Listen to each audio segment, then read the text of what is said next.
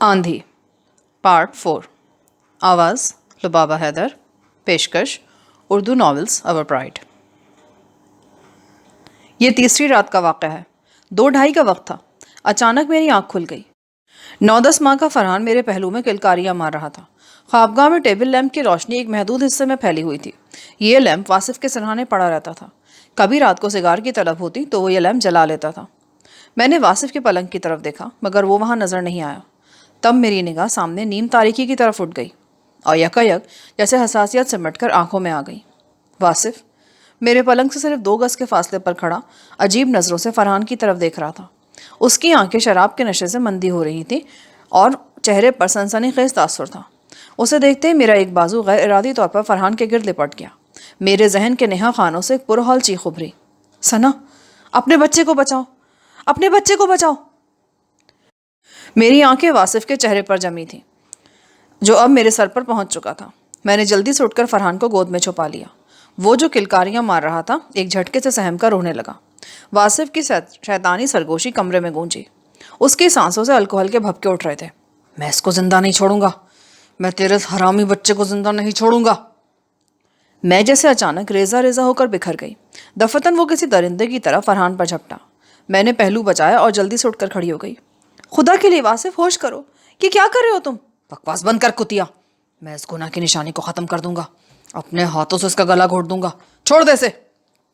تمہیں خدا رسول کا واسطہ واصف، میرے بچے کو کچھ نہ کہو، یہ ہم دونوں کا بچہ ہے، خون ہے ہمارا۔ ایک زوردار تھپڑ میرے رخسار پر پڑا اور میں بچے سمیت فرش پر گر گئی۔ واصف مجھ پر جھپٹا۔ میں نے دوبارہ کروٹ بدل کر بچے کو بچایا۔ وہ تہمکانہ لہجے میں بولا، ثنا میں کہتا ہوں چھوڑ دے اس بچے کو ورنہ برا حشر کروں گا۔ پہلی بار واصف کے خوفناک لہجے نے میرے جسم پر کپ کپی طاری نہیں کی۔ میں نے بچے کو بازوؤں میں چھپایا اور دروازے کی طرف لپ کی، مگر دروازہ بند تھا اور میرے پاس اتنی مہلت نہیں تھی کہ اسے کھول کر باہر نکل جاؤں۔ واصف نے پھر پیچھے سے آ کر مجھے چھاپ لیا۔ اس نے ایک ہاتھ سے میرے بال جکڑے اور دوسرے سے فرحان کو چھیننے کی کوشش کرنے لگا۔ وہ جیسے ہوش و حواس سے بیگانہ ہو رہا تھا۔ میری اور فرحان کی چیخوں نے خوابگاہ میں کوہرام مچا رکھا تھا، مگر باہر موجود مسلح محافظ بے حس و حرکت کھڑا تھا۔ کسی کو حرکت کرنے کی ضرورت بھی کیا تھی؟ ایسی چیخوں پکار تو اس کمرے سے بلند ہوتی ہی رہتی تھی۔ میری ہتھیلیوں کی طرح شاید یہاں کے ملازمین کے ذہنوں پر بھی سیاہ داغ پڑ چکے تھے یا ان کی سماعت پر مہریں لگ چکی تھیں۔ کمرے سے باہر خاموشی تھی اور اندر ایک ماں اپنے بچے کی بقا کی جنگ لڑ رہی تھی۔ وہ بالکل اکیلی تھی، یکسر تنہا۔ لیکن نہیں، دفتن میرے حلق سے چیخ نکلی، سلیم، سلیم بچاؤ۔ میں جانتی تھی میری یہ صدا لا حاصل ہے کیونکہ سلیم یہاں سے جا چکا ہے، لیکن فرض محال اگر وہ یہاں تھا بھی تو اس کے کوارٹر تک یہ چیخ کیوں کر پہنچ سکتی تھی؟ پہنچ ہی نہیں سکتی تھی۔ مگر پھر بھی میں اس کا نام پکار رہی تھی کیونکہ اس نام کے شخص کے سوا یہاں کوئی میرا غم گسار نہ تھا۔ اچانک واصف نے مجھے چھوڑا اور لپک کر سائڈ ٹیبل کی دراز سے پستول نکال لیا۔ پھر اس نے میری گود میں روتے بلکتے فرحان کو بے دریغ نشانہ بنانا چاہا، مگر گولی میرے کندھے میں لگی۔ وہ جھلا کر ایک بار پھر مجھ پر پل پڑا۔ گولی لگنے کے بعد میری قوت مزاحمت یکدم کمزور پڑ گئی۔ لیکن میں صرف ایک عورت ہی نہیں، ایک ماں بھی تھی، اور ماں بہت سخت جان ہوتی ہے۔ میں نے فرحان کو اپنی باہوں میں اس طرح سمیٹا تھا کہ وہ میرے جسم کا ایک حصہ بن گیا تھا اور میری ہی جان سے پیوست ہو گیا تھا، جیسے وہ ابھی پیدا ہوا ہی نہیں تھا، جیسے وہ میں ہی تھی۔ زندگی و موت کی اس کشمکش کے دوران اچانک مجھے اپنے بائیں جانب ایک کڑاکا سنائی دیا۔ مشرقی دیوار کی کھڑکی زور سے ہلی اور پھر ویسا ہی دوسرا کڑاکا ہوا اور چوبی کھڑکی کئی ٹکڑوں میں تقسیم ہو کر کمرے میں آن گری۔ میں نے سلیم کو دیکھا، وہ کھڑکی سے اندر آ رہا تھا۔ یہ چوبی کھڑکی سلیم نے اپنے سر کی ضربوں سے توڑی تھی۔ میں نے ڈوبتی آواز میں کہا، سلیم، سلیم اس موذی کو جان سے مار دو، قتل کر دو اسے۔ سلیم تند بگولے کی طرح واصف کی طرف لپکا اور اسے بالوں سے پکڑ کر میرے اوپر سے کھینچ لیا۔ مجھ سے ہاتھا پائی کے دوران واصف کا پستول ٹیبل لیمپ کے نیچے گر چکا تھا۔ اس نے لپک کر وہ پستول اٹھانا چاہا، مگر میں نے پاؤں کی ٹھوکر سے اسے پلنگ کے نیچے دھکیل دیا۔ اسی دوران سلیم کے ہاتھ میں پکڑے پسٹل نے دھماکے سے شعلہ اگلا اور واصف جو اپنے پستول پر جھپٹ رہا تھا لڑکھڑا کر لیمپ پر گرا۔ کمرے میں یکلخت گہری تاریکی چھا گئی۔ فائرنگ کی آواز سن کر باہر کھڑے پہرےدار خاموش نہیں رہ سکتے تھے، اس لیے وہ اب چودھری صاحب کی آوازیں لگا رہے تھے اور دروازے توڑنے کی کوشش میں مصروف تھے۔ سلیم مجھے اور فرحان کو لے کر کھڑکی کے راستے باہر نکل آیا۔ ابھی ہم کھڑکی کے سامنے کھڑے تھے کہ بائیں جانب تاریکی سے واصف کا ایک آدمی رائفل تانے سامنے آ گیا۔ شاید دروازے سے مایوس ہو کر وہ کھڑکی پر زور آزمائی کرنے آیا تھا۔ ہمیں دیکھ کر وہ ٹھٹکا۔ اس نے چلانے کے لیے منہ کھولا، مگر اس سے پہلے کہ اس کے حلق سے آواز نکلتی سلیم کے سر کی نہایت زوردار ضرب اس کی پیشانی پر پڑی۔ مجھے یاد ہے وہ چکرا کر گرا تھا اور گرتے ہوئے اس کا سر پختہ دیوار سے ٹکرایا تھا۔ یہ سب کچھ اسے بے ہوش کرنے کے لیے کافی تھا۔ اس دوران کمرے کا دروازہ ٹوٹ گیا اور رب نواز ایم جی سنبھالے اندر گھس آیا۔ اس کی نظر کھڑکی میں کھڑے سلیم پر پڑی، مگر اس سے پہلے کہ وہ اسے پہچان کر فائر کرتا، سلیم کے پستول نے یکے بعد دیگرے 2 شعلے اگلے۔ میں نے رب نواز کو پیٹ پکڑ کر لڑکھڑاتے دیکھا، پھر اس کی رائفل فرش پر گرنے کی آواز آئی۔ سلیم نے فرحان کو مجھ سے چھینا اور میرا ہاتھ پکڑ کر مخالف سمت میں بھاگا۔ رکھوالی کرنے والے 2 جسیم تازی کتے ایک جانب سے نکل کر ہم پر جھپٹے۔ سلیم پر جیسے وحشت سوار ہو چکی تھی۔ اس نے مڑ کر یکے بعد دیگرے 3 فائر کیے اور کتوں کی غراہٹیں لرزہ خیز دھماکوں میں دم توڑ گئیں۔ اب ہم احاطے کے مشرقی کونے میں پہنچ چکے تھے۔ یہاں نیم کے گھنے پیڑوں تلے واصف کی جیپ کھڑی تھی۔ حویلی کے شمالی حصے سے بھاگو دوڑوں کی آوازیں آ رہی تھیں۔ جیپ کا ڈرائیور، جو جیپ کے قریبی چارپائی ڈالے لیٹا تھا، شور سن کر بیدار ہو گیا اور اب آنکھیں ملتا ہوا ہماری طرف بھاگا چلا رہا تھا۔ کیا ہوا؟ اس نے سلیم سے پوچھا۔ نہ جانے سلیم نے ایسی صورتحال کے لیے پہلے سے سوچ بچار کر رکھی تھی یا اس کے ذہن نے فوری طور پر کام کیا۔ وہ بولا، خان محمد جلدی کرو، جیپ نکالو، زمیندار شہاب کے آدمیوں نے حملہ کر دیا ہے، چوری جی مارے گئے ہیں، وہ بیگم جی اور بچے کو بھی زندہ نہیں چھوڑیں گے۔ ان دنوں ایک قریبی زمیندار شہاب کے کچھ خطرناک پالتو آدمی جیل سے مفرور تھے اور حویلی میں خطرہ ظاہر کیا جا رہا تھا کہ وہ پرانی دشمنی چکانے کے لیے چودھری کے گھرانے کو نقصان پہنچانے کی کوشش کریں گے۔ ڈرائیور نے نیم غنودگی اور نیم بیداری کے عالم میں جو زمیندار شہاب کا نام سنا تو اس کے آسان خطا ہو گئے۔ وہ ہم سے بھی پہلے جیپ میں آ بیٹھا اور فوراً انجن اسٹارٹ کر دیا۔ سلیم نے مجھے اور فرحان کو پیچھے بٹھایا اور خود ڈرائیور کے ساتھ والی سیٹ سنبھال لی۔ جیپ طوفانی رفتار سے حویلی کے بیرونی گیٹ کی طرف بڑھی۔ گیٹ پر موجود مسلح پہرے دار بھی رہائشی حصے میں فائرنگ کی آوازیں سن چکے تھے۔ جیپ کو دیکھ کر وہ اس کے سامنے آ گئے۔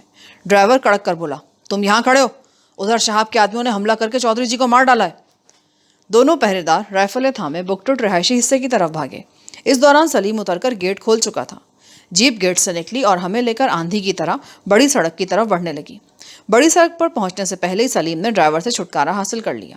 ویسے بھی اب وہ خوف اور غنودگی کے اثر سے نکل کر سوچ بچار میں مصروف ہو گیا تھا۔ ہم اس کی نظروں میں عنقریب مشکوک ٹھہرنے والے تھے۔ سلیم نے اسے ایک جگہ جیپ روکنے کو کہا۔ اس نے جیپ روکی تو سلیم نے پستول سے پورے زور سے اس کے سر پر ضرب لگائی۔ وہ بے ہوش تو نہیں ہوا لیکن نڈھال ہو کر ایک طرف لڑک گیا۔ سلیم اسے اٹھا کر درختوں میں لے گیا اور اس کی شلوار کے اظہار بند سے اس کی مشقیں کس کر واپس آ گیا۔ یہاں ہم نے اپنی حالت کا بھی جائزہ لیا۔ گولی میرے کندھے کا گوشت چیرتی ہوئی گزر گئی تھی۔ زخم سے مسلسل خون بہہ رہا تھا۔ سلیم نے اپنا صافہ پھاڑ کر پٹی باندھی جس سے خون کا اخراج کم ہو گیا۔ میری قمیض جگہ جگہ سے پھٹ چکی تھی۔ اس کا حل میں نے یہ نکالا کہ ڈرائیور کی گرم چادر جو ڈیش بورڈ کے خانے میں پڑی تھی دیہاتی عورتوں کے انداز میں جسم اور سر پر لپیٹ لی۔ ننھے فرحان کی حالت بھی قابل ترس تھی۔ غضبناک باپ کے ہاتھوں معصوم بیٹے کے کپڑے بھی سلامت نہیں رہتے۔ اس کی فراق کی کاستین غائب تھی، گریبان دھجیوں کی صورت اختیار کر گیا تھا۔ وہ بلک بلک کر رو رہا تھا۔ کھینچا تانی میں اس کی کوہنی کا جوڑ اکھڑ گیا تھا۔ میں نے اسے بھی اپنی چادر میں چھپا لیا۔ ہوا میں کافی خنکی تھی اور اوس سے ہمارے جسم بھیگ رہے تھے۔ یہ ہماری خوش قسمتی تھی کہ اس روز حویلی میں جیپ کے علاوہ اور کوئی گاڑی موجود نہیں تھی، ورنہ ہم اپنا تعاقب کرنے والوں کو جل دے کر اتنی دور تک نہیں آ سکتے تھے۔ اب مسئلہ یہ تھا کہ کدھر کا رخ اختیار کیا جائے۔ اس پورے علاقے میں جاگیرداروں کا تسلط تھا اور یہاں محفوظ پناہ گاہ تلاش کرنا بے وقوفی تھی۔ بہتر یہی تھا کہ ہم کسی طرح یہاں سے نکل کر جھنگ پہنچ جائیں اور وہاں رکے بغیر فیصلہ باد کا رخ کر لیں۔ جیپ میں اتنا پیٹرول موجود تھا کہ ہم جھنگ تک پہنچ سکتے تھے۔ جھنگ کے مضافات میں کسی ویران جگہ جیپ چھوڑ کر ہم بس پر سوار ہو سکتے تھے۔ حتمی فیصلہ کرنے کے بعد سلیم تیز رفتاری سے اونچے نیچے راستوں پر آگے بڑھنے لگا۔ اس وقت ہم جھنگ سے کوئی 15 میل دور ایک دشوار گزار راستے سے گزر رہے تھے جب اچانک جیپ کا انجن بند ہو گیا۔ سلیم نے نیچے اتر کر کل پرزے چیک کیے۔ بہت دیر تک سیلف مارتا رہا مگر گاڑی سٹارٹ نہ ہوئی۔ یہ ایک تشویشناک صورتحال تھی۔ جاگیرداروں کے آدمی کسی بھی وقت ہماری بو سونگھتے ہوئے پہنچ سکتے تھے۔ اس وقت سلیم پر انکشاف ہوا کہ کسی وجہ سے انجن کا سارا موبل آئل ضائع ہو گیا ہے اور انجن سیل ہو چکا ہے۔ اب جیپ چھوڑنے کے سوا کوئی چارہ نہیں تھا۔ ہم نے کچھ ضروری چیزیں جن میں ایک ٹارچ بھی شامل تھی جیپ سے نکال لی اور گھنے درختوں میں پیدل ہی آگے بڑھنے لگے۔ کچھ ہی دور ہم گئے تھے کہ جھاڑیوں میں سرسراہٹ سنائی دی، جیسے کوئی جانور یا انسان ایک دم بدک کر بھاگا ہو۔ ہم دونوں ٹھٹک گئے۔ سلیم نے اپنی ڈب میں سے پستول نکالا اور آواز کے پیچھے لپکا۔ تاریکی گہری تھی مگر بھاگنے والے کے قدموں کی آواز اس کی رہنمائی کر رہی تھی۔ جلدی اس نے اسے جا لیا۔ میں بھی تیزی سے سلیم کے پیچھے آ رہی تھی۔ جھاڑی سے ایک ڈری ہوئی نسوانی آواز آئی، خدا کے لیے مجھے معاف کر دو، میں تم سے کچھ نہیں مانگتی، مجھے گھر جانے دو۔ بولنے والی کے لہجے میں ایسی فریاد تھی کہ میں کانپ اٹھی۔ قریب جا کر دیکھا تو ٹارچ کی روشنی میں ایک عورت کانٹے دار شاخوں میں الجھی پڑی تھی اور اس نے سلیم کے سامنے ہاتھ جوڑ رکھے تھے۔ عورت کی عمر 25 سال کے لگ بھگ تھی۔ شکل و صورت عام اور لباس پھٹا پرانا تھا۔ سردی اور خوف سے وہ بے حال تھی۔ عورت دوسری عورت کا دکھ بہت جلد سمجھ لیتی ہے۔ اس عورت کو دیکھتے ہی میرا پورا جسم سنسنا اٹھا۔ میرے دل نے پکار کر کہا کہ اس بد نصیب کے ساتھ تھوڑی دیر پہلے کسی مرد کی طرف سے نہایت ناروا سلوک ہو چکا ہے۔ اس کی میلی آنکھوں کے آنسو چیخ چیخ کر اپنے اوپر ہونے والی زیادتی کا اعلان کر رہے تھے۔ وہ سلیم کو دیکھ کر ڈر گئی تھی، لیکن جب اس نے سلیم کے عقب میں مجھے اور میری گود میں بچے کو دیکھا تو اسے کچھ حوصلہ ہوا۔ وہ اٹھ کر کھڑی ہو گئی اور پوچھنے لگی، کون ہو تم لوگ؟ یہی سوال ہم تم سے بھی پوچھ سکتے ہیں۔ کسی کے گھر میں مہمان آئے ہو؟ مسافر ہیں۔ اس نے ایک نظر سلیم کے تنومند جسم کو دیکھا اور آنکھوں میں آنسو بھر کر بولی، ویرا، مجھ پر ایک احسان کر دے، مجھے کسی طرح میرے گھر تک پہنچا دے۔ اس وقت میری اور سلیم کی نگاہیں بیک وقت عورت کے پاؤں کی طرف جھک گئیں اور پہلی بار ہمیں معلوم ہوا کہ اس کا ایک پیر شدید زخمی ہے۔ سلیم نے ٹارچ کی روشنی پیر پر مرکوز کی۔ وہ بری طرح سوجا ہوا تھا اور ٹخنے کے قریب گہرا زخم نظر آ رہا تھا۔ یہ کیا ہوا بہن؟ اس نے سسکی روکی اور بولی، کچھ نہ پوچھو بہن، کچھ نہ پوچھ، زندگی تھی جو بچ گئی ہوں، بس تم دونوں اتنا احسان کر دو کہ مجھے کسی طرح گھر تک پہنچا دو۔ عجب صورتحال تھی۔ ہم خود مصیبت کے مارے تھے اور وہ ہم سے مدد طلب کر رہی تھی۔ اس کا ہمارے راستے میں آنا بھی نہایت ڈرامائی تھا۔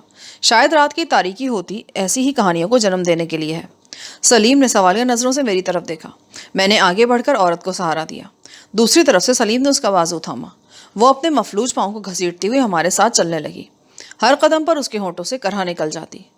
کوئی 100 گز دور درختوں میں چلنے کے بعد کچے پکے مکانوں کے آثار نظر آئے۔ ڈیک نالے کے کنارے یہ کافی بڑا گاؤں تھا۔ ابھی تک ہم راستے کی تمام آبادیوں سے بچ کر نکلے تھے۔ حویلی سے فرار ہونے کے بعد یہ پہلا موقع تھا کہ ہم کسی گاؤں میں داخل ہو رہے تھے۔ میرے ذہن میں خیال پیدا ہوا، ہمیں اس وقت پناہ کی شدید ضرورت تھی اور اس عورت کا گھر ہماری وقتی پناہ کا ثابت ہو سکتا تھا۔ میں کچھ دیر سوچتی رہی، آخر یہی بات میری زبان پر آ گئی، بہن، میرا بچہ بیمار ہے، ہماری گاڑی راستے میں خراب ہو گئی ہے، صبح تک کے لیے ہمیں چھت کی ضرورت ہے۔ میرے سوال پر عورت نے رک کر مشکوک نظروں سے ہم دونوں کو دیکھا۔ وہ کچھ بولی نہیں اور خاموشی سے ہمارے ساتھ چلتی رہی۔ اس کی خاموشی نے جیسے ہمارے اوپر گھڑوں پانی ڈال دیا تھا۔ دل ایک دم سے کانپ سا گیا۔ میں نے مزید کوئی بات نہیں کی۔ اپنے گھر کے دروازے کے سامنے پہنچ کر عورت اپنے پاؤں پر کھڑی ہو گئی۔ اس نے لکڑی کا لٹو گھما کر دروازہ کھولا اور بغیر کچھ کہے اندر داخل ہو گئی۔ اندر سے زنجیر چڑھنے کی آواز آئی اور ہم دونوں سمجھ گئے کہ ہماری درخواست کے سلسلے میں عورت کا جواب کیا ہے۔ بوجھل قدموں سے ہم واپس مڑے تو ایک قریبی دروازہ کھلنے کی آواز آئی۔ میں نے گھوم کر دیکھا، وہی عورت مٹی کا دیا لیے سامنے کھڑی تھی۔ وہ سرگوشی میں بولی، بہن، اندر آ جاؤ۔ اب میں نے دیکھا کہ یہ دوسرا دروازہ بھی اسی مکان کا تھا۔ شاید یہ بیٹھک قسم کا کوئی کمرہ تھا۔ میں اور سلیم جھجکتے ہوئے اندر داخل ہوئے۔ کمرے میں 2 جھلنگا چارپائیوں اور ٹوٹے ہوئے موڑوں کے سوا اور کچھ نہیں تھا۔ مٹی سے پوتی ہوئی الماریاں برتنوں سے خالی تھیں اور اناج رکھنے والی مٹی کی بڑی سی ناند میں خاک اڑ رہی تھی۔ ہمارے اندر داخل ہوتے ہی عورت نے دروازہ بند کر دیا۔ دیے کی روشنی میں میں نے غور سے اس کا چہرہ دیکھا۔ اس کے گورے چٹے چہرے پر نیلگوں خراشیں تھیں اور لباس بھی ادھڑا پھٹا ہوا تھا۔ اس کا سارا وجود ابھی تک کانپ رہا تھا۔ وہ سرگوشی میں بولی، ساتھ والے کمرے میں میرے بچے سو رہے ہیں، اونچی آواز میں نہ بولنا، میں ابھی آتی ہوں۔ میری گرم چادر کے نیچے فرحان پھر کسمسانے لگا۔ اس کے بازو کی چوٹ اسے بے چین کر رہی تھی۔ عورت لنگڑاتی ہوئی باہر نکل گئی۔ اس کی واپسی کوئی 5 منٹ بعد ہوئی۔ اس کے ایک ہاتھ میں کھدر کی ایک بڑی سی پٹی تھی، کچھ روئی تھی جسے وہ نمک اور ہلدی میں سینک کر لائی تھی۔ اس کے علاوہ ایک پیالے میں اپلوں کی راکھ اور ایک پوٹلی رکھی تھی۔ اس نے میرے قیمتی لباس پر اچٹتی سی نظر ڈال کر کہا، بی بی جی، آپ کا کندھا زخمی ہے، آپ کے بچے کا ایک بازو بھی ٹھیک نہیں، لائیے میں آپ دونوں کو پٹی کر دوں۔ میں حیرانگی سے عورت کو دیکھنے لگی۔ وہ بہت ہوشیار اور تیز نظر تھی۔ ہمارے کچھ بتائے بغیر ہی وہ کافی کچھ جان گئی تھی۔ غالباً اسے یہ بھی اندازہ ہو چکا تھا کہ ہم کہیں سے بھاگے ہوئے ہیں اور ہمارے پیچھے کچھ لوگ لگے ہیں۔ اس نے بڑی احتیاط سے گرم چادر میرے جسم سے علیحدہ کی اور میرا کندھا دیکھنے لگی۔ اس وقت میری نگاہ اپنی گرم چادر پر پڑی۔ اس پر خون کا چھوٹا سا دھبا نظر آ رہا تھا۔ شاید اس دھبے کی وجہ سے عورت کو میرے زخمی ہونے کا علم ہوا تھا، مگر اس نے فرحان کے زخمی ہونے کا جو قافیہ لگایا تھا وہ واقعی اس کے ذہین ہونے کا ثبوت تھا۔ اس نے احتیاط سے میری پٹی کو لی اور ماہر جرح کی طرح زخم دیکھنے لگی۔ پھر اس نے پوٹلی میں سے خاکستری صفوف نکالا اور زخم پر اچھی طرح لگا کر اور روئی رکھ کر پٹی باندھ دی۔ پھر بڑے اعتماد سے بولی، اب آپ کا خون رک جائے گا چودھرانی جی۔ چودھرانی جی کے الفاظ میرے اور سلیم کے سر پر بم کا دھماکہ ثابت ہوئے۔ ہم دونوں حیرت سے اسے دیکھنے لگے۔ حیران نہ ہو جی، میں آپ کو بڑی چنگی طرح جانتی ہوں. میرا نام زینب ہے. میں پچھلی گرمیوں میں آپ کی بڑی جیٹھانی فاطمہ بی بی کے پاس گئی تھی ان سے زکوٰۃ کے پیسے لینے کے لیے. وہیں پر آپ کو دیکھا تھا. اس وقت آپ کا یہ بچہ گود میں نہیں آیا تھا. میری رگوں میں خون کی گردش تھمنے لگی. ہم نے پناہ ڈھونڈی بھی تو کہاں. زینب نامی یہ عورت میرے بارے میں سب کچھ جانتی تھی. میری پٹی کرنے کے بعد اب وہ بڑی احتیاط سے فرحان کی کوہنی کا جوڑ دیکھ رہی تھی. اس کا انداز گواہی دے رہا تھا کہ وہ جراحی کا کام جانتی ہے. ہمارے کچھ پوچھے بغیر ہی وہ بولنے لگی. چورانی جی، اللہ بخشے، میرا شوہر دین محمد بڑا اچھا جرہ تھا. اس سے کسب میرے ہاتھ میں آیا. اب تو یہی اوڑھنا بچھونا ہے. تھوڑی بہت حکیم گیری بھی کر لیتی ہوں. یہ موت جوگا ڈاکٹر گاؤں میں نہ آتا نا تو آٹا دال چل ہی رہا تھا. اب تو کئی روز گھر میں چولہا نہیں جلتا. اللہ کرے کسی کی آئی اس کو آئے. میرے بچوں کی تو روٹی چھین لی اس نے. باتیں کرنے کے ساتھ ساتھ وہ فرحان کے بازو کی مالش بھی کرتی جا رہی تھی. پھر اس نے ایک مخصوص جھٹکا دیا. فرحان ذرا سمجھ لا. زینب نے فوراً روئی رکھ کر پٹی باندھنی شروع کر دی. بس جی، بالکل ٹھیک ہو گیا کاکا. ہڈی کو کچھ نہیں ہوا، صرف جوڑ ہل گیا تھا. اچھی طرح پٹی کرنے کے بعد اس نے پوٹلی میں سے افیم کی ایک ڈلی نکالی اور تھوڑی سی توڑ کر مجھے دیتی ہوئی بولی، کاکے کو کھلا دیں جی، صبح تک آرام سے سویا رہے گا، درد بھی نہیں مانے گا. زینب کی ہدایات پر عمل کرنے کے سوا کوئی چارہ نہیں تھا.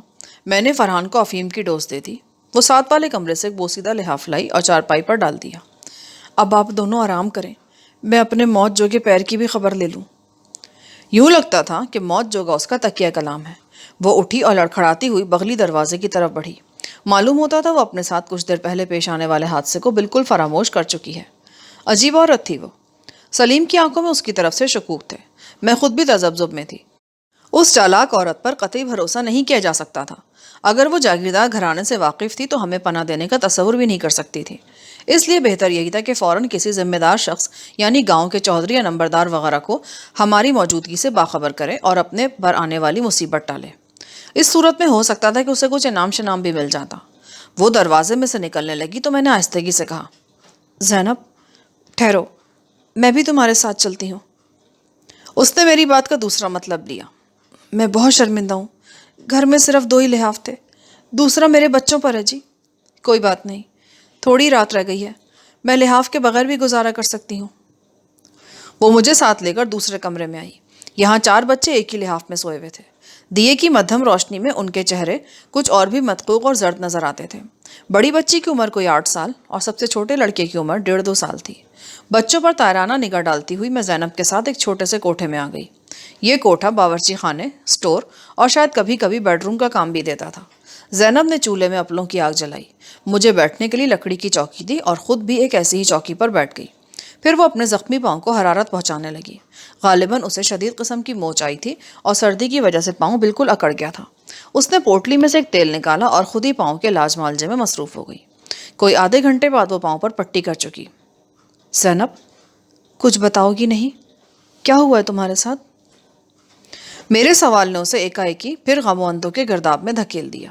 یوں محسوس ہوا جیسے وہ اب تک خود پر بمشکل قابو پائے ہوئے تھی. میرے سوال نے اس کے ضبط کے تمام بندھن توڑ دیے. وہ گھٹنوں میں سر دے کر سسکنے لگی. کافی دیر جب وہ رو چکی تو پھر اپنی وپتا سنانے لگی. اس کی ردات کا خلاصہ یہ ہے: شوہر کی موت کے بعد اس کی معاشی حالت بہت خراب تھی اور پچھلے ماہ سے تو گھر میں مسلسل فاقے گزر رہے تھے. اس نے اپنے بچوں میں زندگی کی حالات برقرار رکھنے کے لیے بہت جتن کیے، مزدوریاں کی، ہاتھ پھیلائے، خیرات مانگی، لیکن کچھ حاصل نہ ہوا. یہاں تک کہ حوث پرستوں کی بھوکی نگاہیں اس کے جسم پر پڑنے لگیں. لوگ اس کی مجبوری سے فائدہ اٹھا کر اسے پستیوں کی طرف دھکیلنے کی کوشش کرنے لگے اور آخر وہ اپنے مقصد میں کامیاب ہوئے. ایک ٹھٹرتی ہوئی بے مہر شام کو زینب نے روٹی کے چند ٹکڑوں کے لیے اپنا آپ بیچ دیا. اس کی مجبوری خریدنے والے شخص کا نام جان محمد تھا. یہ شخص فارسٹ گارڈ تھا اور کسی نزدیکی گاؤں میں رہتا تھا. زینب ڈیک نالے کے کنارے گھنے درختوں میں 3-4 بار اس سے مل چکی تھی، لیکن آج وہ گئی تو روٹی کے ٹکڑوں کے بجائے اس کے حصے میں صرف ذلت اور زخم آئے. جان محمد اکیلا نہیں تھا، اس کے ساتھ 3-4 آدمی اور بھی تھے. ان کے تیور دیکھ کر زینب وہاں سے بھاگی. وہ خبیث اس کے پیچھے لگ گئے. زینب کا پاؤں گڑھے میں گیا اور وہ چوٹ کھا کر گر پڑی. ان افراد نے شیطانیت کا ثبوت دیا اور اسے زخمی حالت میں چھوڑ گئے. صفاقی ملاحظہ ہو کہ زینب کے جسم پر ایک گرم چادر تھی. یہ چادر وہ پڑوسن سے مانگ کر لے کر گئی تھی. انہوں نے وہ چادر بھی چھین لی. وہ لٹی پٹی ان درختوں میں پڑی رہی. جب میں اور سلیم وہاں پہنچے تو وہ سمجھی کہ اسے نوچنے کھسوٹنے والے پھر آ گئے ہیں. وہ جان بچانے کے لیے درختوں میں بھاگی. زینب کی رداد سن کر میری آنکھوں میں آنسو اتر گئے۔ اولاد کی بھوک ماں کو کہاں تک لے جاتی ہے کہ کوئی عورت ہی جان سکتی ہے۔ میں بھی چند گھنٹے پہلے اولاد کی خاطر قیامت اپنے اوپر جھیل چکی تھی۔ ایک طرح سے ہم دونوں کا دکھ مشترک تھا۔ پچھلی رات کے ٹھٹری ہوئی سردی میں اس چولہے کے سامنے بیٹھ کر میرے اور زینب کے درمیان تادیر گفتگو ہوئی۔ میں یہ جان کر حیران رہ گئی کہ زینب میرے بغیر بتائے ہی میرے بارے میں سب کچھ سمجھ رہی ہے۔ وہ جانتی تھی کہ میں جاگیردار کے ظلم سے گھبرا کر اس کی حویلی چھوڑ آئی ہوں اور میرا ساتھی میرے میکے سے تعلق رکھنے والا کوئی ہمدرد ہے۔ وہ معاملہ فہم عورت تھی۔ اس نے کہا، چھوٹی چودرانی جی، آخر کوئی سب تو ہونا ہی تھا۔ اگر نہ ہوتا تو آپ بھی نہ ہوتی۔ وہ عورت خور حویلی ہے۔ آپ جیسی نہ جانے کتنی چودرانیاں اس مقبرے میں دفن ہو چکی ہیں، میرا دادا بتایا کرتا تھا۔ اچانک گلی سے کچھ آوازیں آئیں اور زینب ٹھٹک کر خاموش ہو گئی۔ میں نے بھی غور سے سنا۔ یوں محسوس ہوا جیسے 10-15 گھڑ سوار بھاگتے ہوئے گلی سے گزرے ہوں۔ زینب نے مجھے چپ رہنے کا اشارہ کیا۔ ایک لکڑی ٹیکتی ہوئی دروازے کی طرف گئی۔ اب صبح ہونے والی تھی اور رات کی سیاہی میں دن کا اجالا جھلکنے لگا تھا۔ زینب بیرونی دروازے سے باہر نکل گئی تو میں بھاگتی ہوئی سلیم کے پاس پہنچی۔ لحاظ اس کے کندھوں پر تھا۔ وہ دروازے کے پاس کھڑا باہر سے آنے والی آوازوں پر غور کر رہا تھا۔ اندازہ ہوتا تھا کہ گھڑ سوار گلی میں ادھر ادھر بھاگ رہے ہیں۔ مختلف گھروں کے دروازے بھی کھٹکھٹائے جا رہے تھے۔ گاہے گاہے کوئی اونچی آواز بھی سنائی دے جاتی۔ میرا خون رگوں میں جمنے لگا۔ آثار اچھے نہیں تھے۔ میں نے سلیم سے کہا، زینب باہر جا چکی ہے، کہیں وہ کوئی گڑبڑ نہ کر دے۔ سلیم نے کمرے سے نکل کر باہر کے دروازے کو اندر سے کنڈی چڑھا دی۔ پھر مجھ سے بولا، ثنا، تم فرحان کو لے کر چھت پر چلی جاؤ۔ مکان کی چھتیں ملی ہوئی ہیں، کوئی ایسی ویسی بات ہوئی تو ہم کسی دوسرے مکان میں اتر جائیں گے۔ فی الحال میں یہاں کھڑا ہو کر سنگن لیتا ہوں۔ سلیم کی تجویز معقول تھی۔ میں بچے کو لے کر سیڑھی کے بالائی سرے پر جا بیٹھی۔ گلی سے مسلسل آوازیں آ رہی تھیں۔ یہ تکلیف دہ سلسلہ کوئی آدھے گھنٹے بعد ختم ہوا۔ دروازے پر دستک ہوئی۔ سلیم نے کواڑ کھولے اور زینب گھبرائی ہوئی اندر آ گئی۔ اسے تنہا دیکھ کر میں بھی سیڑھیوں سے اتر آئی۔ چودرانی جی، خدا کا شکر کریں کہ آپ کی اور ہم سب کی جان بچ گئی۔ یہ جاگیردار کے آدمی تھے۔ ڈیک نالے کے کناروں نے آپ کی خراب گاڑی ملی ہے۔ ان کا خیال ہے کہ آپ دونوں اسی گاؤں میں آئے ہیں۔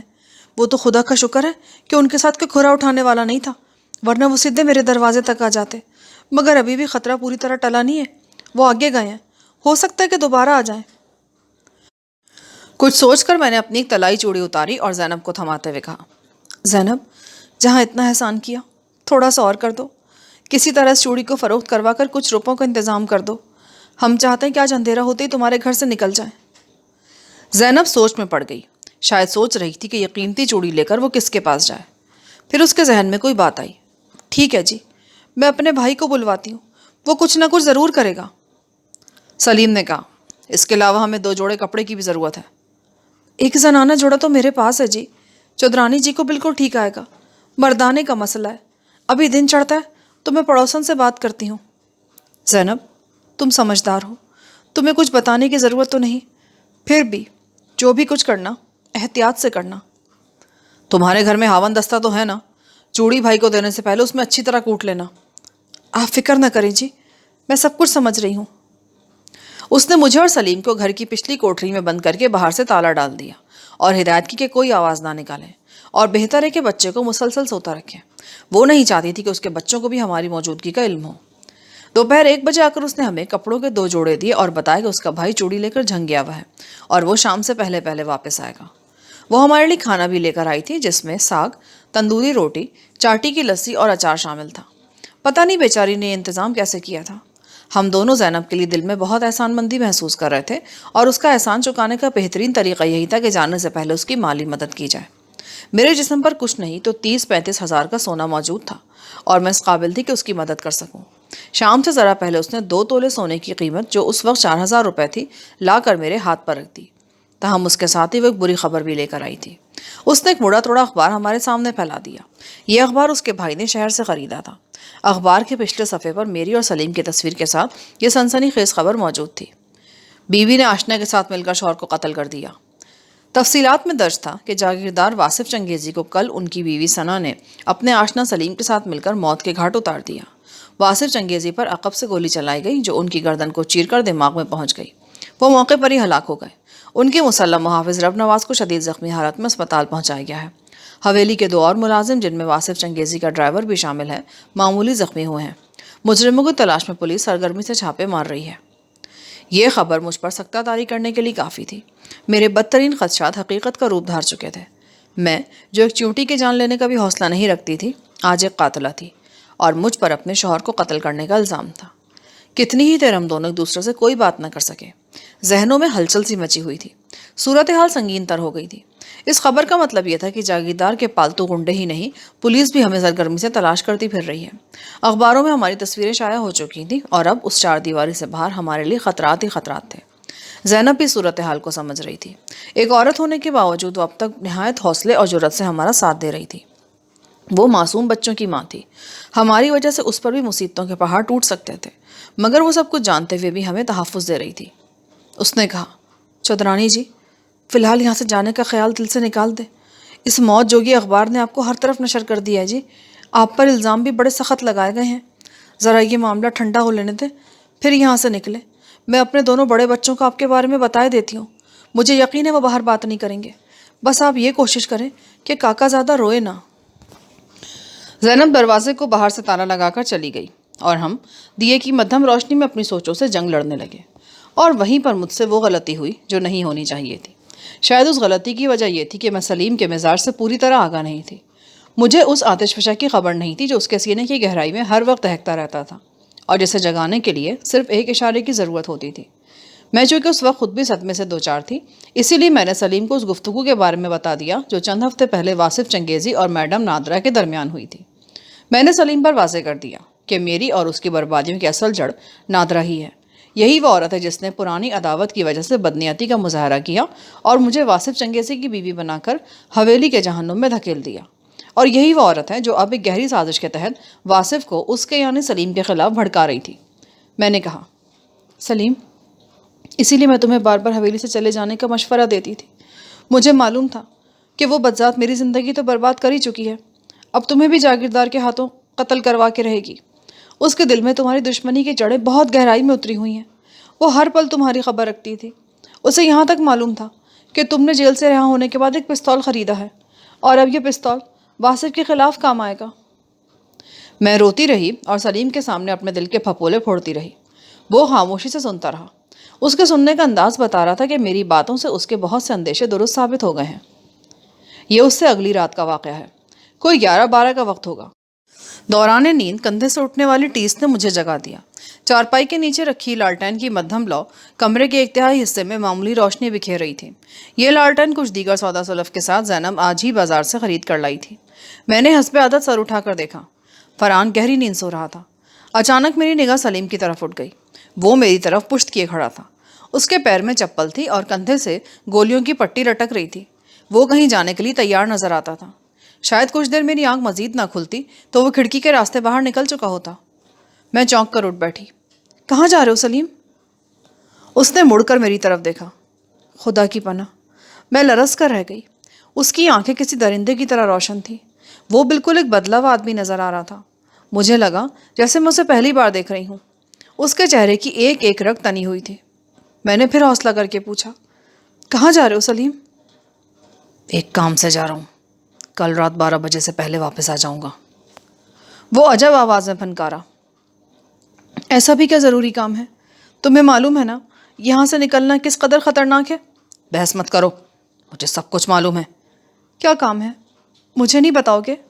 اس وقت نہیں بتا سکتا، لیکن میں بتا سکتی ہوں۔ تم لاہور جا رہے ہو میڈم نادرہ کو قتل کرنے کے لیے۔ میں نے اس کے دل کی بات کہی تھی، اور یہ وہ بات تھی جو اس کا کلیجہ ہلا سکتی تھی، لیکن وہ ٹس سے مس نہیں ہوا، جیسے اس نے میری بات سنی ہی نہ ہو۔ بتاؤ نا، کیا میں غلط کہہ رہی ہوں؟ ٹھیک کہہ رہی ہو، تمہاری زندگی برباد کرنے کے بعد اس عورت کو اب جینے کا کوئی حق نہیں۔ نہ جانے میرے اندر کہاں سے اتنا حوصلہ آ گیا۔ میں چند لمحے اس کی انگارہ آنکھوں میں جھانکتی رہی، پھر ایک عجیب اعتماد کے سہارے میں نے نہایت تہمکانہ لہجے میں کہا، نہیں سلیم، تم کہیں نہیں جاؤ گے۔ ہم اس آگ سے اور نہیں کھیلیں گے۔ ہم خاموشی سے کسی جانب نکل جائیں گے۔ ہمیں کسی سے انتقام نہیں لینا۔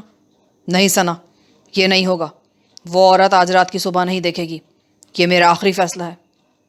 تو پھر میرا بھی آخری فیصلہ سن لو۔